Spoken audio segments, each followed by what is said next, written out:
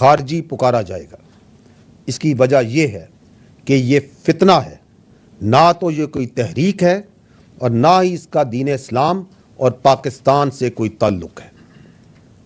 حالیہ دنوں میں 28 اور 29 جولائی کو ضلع مومن میں انٹیلیجنس کی بنیاد پر ایک اہم آپریشن کے دوران فتنہ الخوارج کے خارجی قاری عرف ناری کو جہنم واصل کیا گیا۔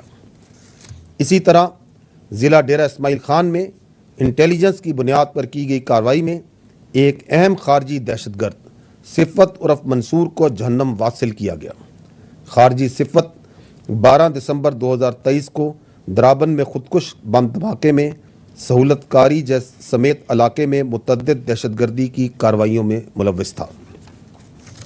خواتین و حضرات، سال 2024 کے پہلے 7 ماہ میں کاؤنٹر ٹیررزم کے ان آپریشنز کے دوران 139 بہادر آفیسرز اور جوانان نے جام شہادت نوش کیا۔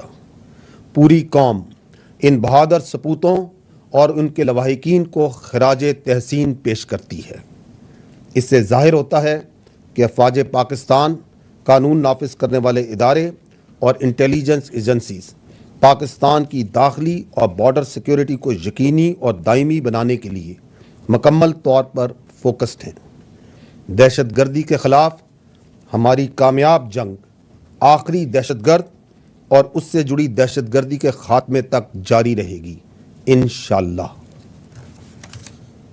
خواتین و حضرات، کاؤنٹر ٹیررزم اور فوجی آپریشنز کے علاوہ جیسا کہ میں نے پہلے کہا، افواج پاکستان بالخصوص پاکستان آرمی عوام کے لیے سوشو اکنامک پروجیکٹس میں بڑھ چڑھ کر حصہ لیتی ہیں۔ ان میں بہت سے فلاحی کام ہیں جیسا کہ تعلیم، صحت، فلاح و بہبود، معاشی خود انحصاری اور دیگر شعبہ جات کے پروجیکٹس جو فوج وفاقی اور صوبائی حکومتوں کے تعاون سے مکمل کرتی ہے۔ افواج پاکستان کی خصوصی توجہ KPK کے ضم شدہ اضلاع اور بلوچستان کے متاثرہ علاقوں پر ہے۔ اس کے علاوہ فلاحی منصوبے اس وقت آزاد جموں کشمیر اور گلگت بلتستان سمیت ملک کے دیگر علاقوں میں بھی جاری ہیں یا پایہ تکمیل تک پہنچائے جا چکے ہیں۔ سب سے پہلے بات کرتے ہیں تعلیم کے شعبے کی۔ ہم سب جانتے ہیں کہ ملکی ترقی میں تعلیم ایک بنیادی حیثیت رکھتی ہے۔ اس حقیقت کے پیش نظر افواج پاکستان کی جانب سے پاکستان کے طول و عرض بالخصوص KPK اور بلوچستان کے متاثرہ علاقوں میں تعلیمی وسائل کی فراہمی کے لیے جامع اقدامات کیے گئے اور اس ضمن میں مختلف تعلیمی اداروں کا قیام عمل میں لایا گیا ہے۔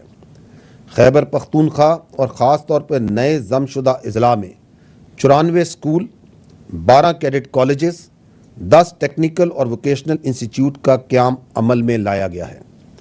ان تعلیمی اداروں سے تقریباً 80,000 بچے تعلیم کی روشنی سے مستفید ہو رہے ہیں۔ 2 منصوبے جن کا میں خصوصی طور پر ذکر کروں گا۔ پہلا منصوبہ چیف آف آرمی سٹاف کی یوتھ امپلائمنٹ اسکیم ہے، جس کے تحت ان اضلاع میں 1500 مقامی بچوں باشمول ملٹری کالجز میں مفت تعلیم دی جا رہی ہے۔ دوسرا منصوبہ علم ٹولو دا پارا یعنی تعلیم سب کے لیے۔ اس منصوبے کے تحت خیبر پختونخوا سے 7,46,768 طالب علموں کو انرول کیا گیا ہے، جن میں 94,000 سے زائد کا تعلق نئے ضم شدہ اضلاع سے ہے۔